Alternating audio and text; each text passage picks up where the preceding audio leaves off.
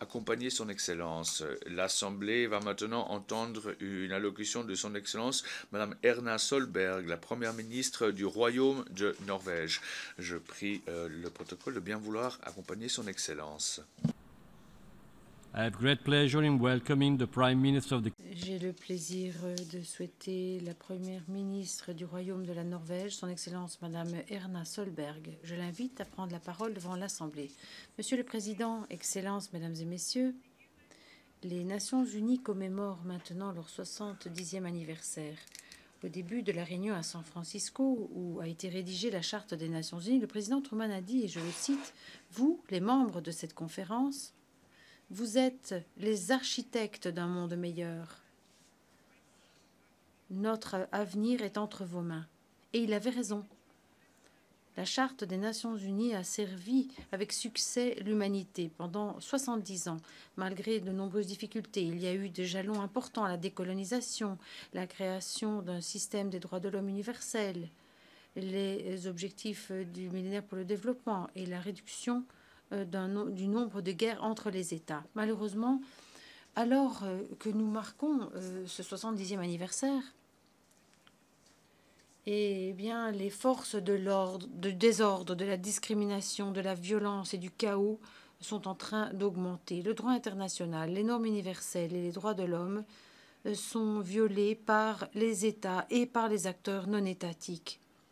Une des conséquences, c'est la crise de réfugiés terrible à laquelle nous assistons. 60 millions de réfugiés et de personnes déplacées.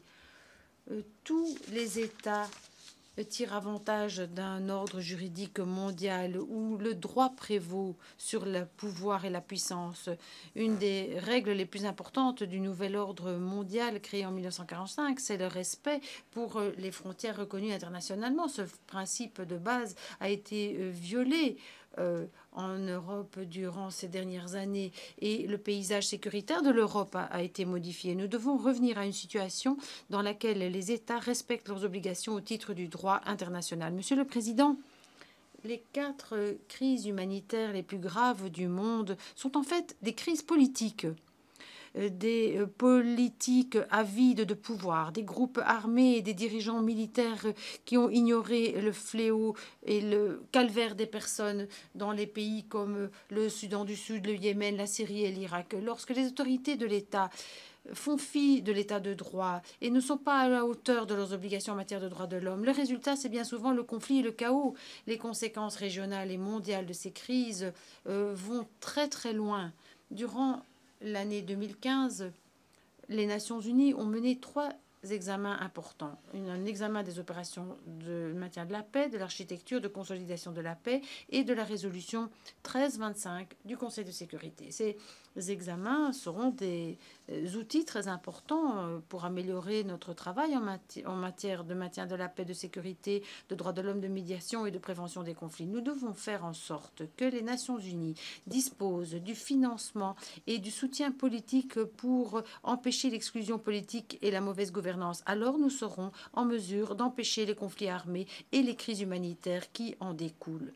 Les membres permanents du Conseil de sécurité ici ont une responsabilité très particulière. La Norvège exhorte tous les États de s'associer au code de conduite qui a été proposé pour permettre au Conseil de sécurité d'agir de manière décisive contre les atrocités de masse. Nous appuyons l'initiative de la France visant à ne pas faire usage du droit de veto dans de telles situations. Nous allons également intensifier nos efforts afin d'appuyer l'architecture de maintien de la paix des Nations Unies et la capacité des Nations Unies de prévenir les conflits.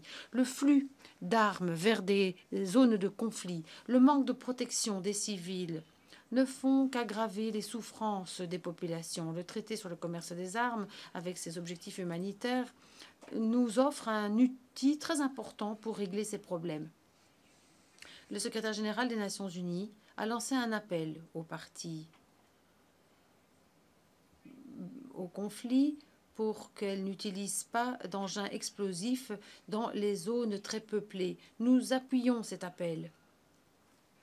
Lors de la conférence d'Oslo, sur des écoles sûres, nous avons appuyé les directives pour protéger les écoles et les universités d'une utilisation militaire durant les conflits armés. 49 pays ont déjà adopté cette déclaration sur les écoles sûres. Ils se sont engagés à protéger les écoles des attaques dans des situations de conflit. Et nous exhortons d'autres pays à faire de même. Monsieur le Président, nous sommes témoins de progrès en Irak et nous avons un espoir pour le Soudan du Sud. La Norvège s'est engagée à appuyer les modalités de transition pour aider le Soudan du Sud à s'extirper de ce conflit autodestructeur. La crise en Syrie a commencé par des manifestations pacifiques qui demandaient simplement la liberté et elles se sont heurtées à une répression féroce. Respecter les droits de l'homme, voilà une des obligations essentielles de tout gouvernement. L'exode de la Syrie aujourd'hui est une conséquence directe de la violence déchaînée par le gouvernement. Le conflit en Syrie a également permis à des groupes extrémistes terroristes comme l'EIL de s'implanter. Et maintenant, tant le gouvernement que des groupes non étatiques comme l'EIL et comme le Front al-Nusra sont en train de perpétrer des atrocités horribles.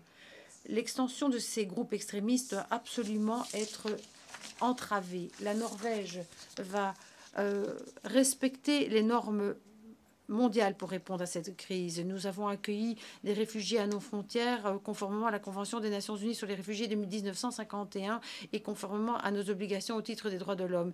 Nous avons donné notre accord pour accueillir de nombreux réfugiés des pays voisins de la Syrie pour la réinstallation au titre des quotas des Nations Unies. Nous avons également fait notre part dans les opérations de sauvetage en Méditerranée. Nous avons doublé notre aide humanitaire à la Syrie et à la région cette année et nous allons continuer d'augmenter cette aide. Nous allons accueillir une conférence des donateurs en coopération avec l'Allemagne et les Nations Unies. Lorsque les dirigeants manquent à leurs responsabilités fondamentales, la communauté internationale doit utiliser les outils dont les Nations Unies disposent. Les Nations Unies ont créé de nombreuses normes à l'échelle mondiale. Il y a 15 ans, le Conseil de sécurité des Nations Unies a adopté la résolution 1325 sur les femmes, la paix et la sécurité. Ce fut une résolution qui a fait date, mais sa mise en œuvre prend beaucoup trop de temps. Dans plusieurs villes dévastées par la guerre en Syrie, des groupes de femmes demandent un cessez-le-feu et l'évacuation. Elles le font en prenant des risques personnels. Leur courage doit nous inspirer. Nous devons intensifier la mise en œuvre des résolutions du Conseil de sécurité sur les femmes, la paix et la sécurité. Monsieur le Président, il y a 70 ans, nous avons décidé de lutter contre l'extrémisme. La lutte contre l'extrémisme doit continuer aussi dans nos pays. L'extrémisme, une fois de plus, relève la tête, mais sous différentes formes, sous l'idéologie de chaos, de discrimination, de violence et d'anarchie qui domine les idéologies de l'EIL et d'Al-Qaïda et d'autres groupes affiliés. La coopération internationale à tous les niveaux ici joue un rôle essentiel. Au mois de juin, la Norvège a accueilli une conférence européenne pour lutter contre l'extrémisme violent où un réseau des jeunes européens a été créé. La stratégie de lutte contre le terrorisme mondial des Nations Unies restera une pierre angulaire de nos efforts. Nous nous félicitons également de l'initiative du secrétaire général visant à élaborer un nouveau plan d'action des Nations Unies. Et je souhaiterais mettre en exergue l'importance d'inclure des femmes et des jeunes filles dans les phases de planification et de mise en œuvre pour lutter contre l'extrémisme violent. Monsieur le Président, les objectifs du développement durable que nous avons adoptés récemment est un autre exemple du rôle très important joué par les Nations Unies. Nous savons que la santé et l'éducation sont essentielles pour la croissance inclusive et pour l'emploi. L'Ebola a également été un réveil pour nous tous. L'éducation est aussi très importante pour la résolution des conflits et pour reconstruire des sociétés. Cependant, nous devons combler le fossé financier dans le domaine de l'éducation.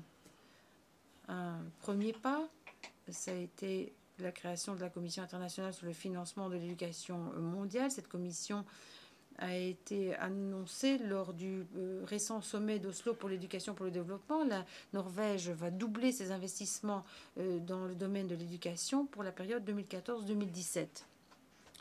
Mais le développement durable restera lettre morte sans le respect des droits de l'homme. C'est pourquoi il est essentiel que les Nations Unies disposent d'un pilier droits de l'homme très fort. Si nous ne fournissons pas un financement pour épauler ces efforts en matière de droits de l'homme, nous ne pourrons pas atteindre les résultats dont nous avons besoin et que nous appelons de nos vœux. Les Nations Unies ne doivent pas être vues comme un fardeau. Il faut qu'elles fournissent des solutions où chacun sort gagnant pour tous les États membres. Et j'aimerais mettre en exergue 2 domaines où cela ressort particulièrement clairement. La Convention sur le droit de la mer des Nations Unies a été appelée une constitution des océans. Cette convention nous fournit un cadre très clair pour toutes les activités dans les océans et dans les mers. Cela régule les droits et les devoirs des différents États. Et cette convention devrait être utilisée pour diminuer les tensions, prévenir les conflits et trouver des solutions pacifiques. Le changement climatique est un fait. Le sommet sur le changement climatique à Paris en décembre est une possibilité pour nous d'être à la hauteur de nos responsabilités et d'agir. Nous, les États membres, nous devons saisir cette chance pour notre avenir en tant que nation et en tant que communauté internationale. Monsieur le Président, nous pouvons être la génération qui vaincra la grande pauvreté. Nous pouvons être la génération qui empêche que des crises politiques deviennent des crises humanitaires. Nous sommes déjà la première génération à connaître le changement climatique anthropique. Eh bien, soyons également la génération qui met fin au changement climatique. Nous pouvons être la génération qui, enfin, va comprendre qu'il y a un droit à l'éducation pour tous et que nous devons le concrétiser. Avec la Charte des Nations Unies comme point de départ, nous devons adapter nos normes mondiales pour relever les défis de l'heure. Les forces de chaos, de discrimination, de violence et d'anarchie doivent être entravées. Les Nations Unies sont une scène essentielle pour élaborer des mesures communes, pour lutter contre des menaces communes. Nous devons les utiliser pleinement si nous voulons lutter contre les menaces d'aujourd'hui. Cela va du changement climatique au terrorisme. Nous devons donc tout faire pour que les Nations Unies puissent continuer à servir de manière adéquate l'humanité durant les 70 ans à venir. Les États membres des Nations Unies seront, selon les paroles de M. Truman, les architectes d'un monde meilleur. Merci. On behalf of the General Assembly, I wish to thank the... Au nom de l'Assemblée générale, je souhaiterais remercier la Première ministre du Royaume de Norvège pour son intervention. Je demande aux représentants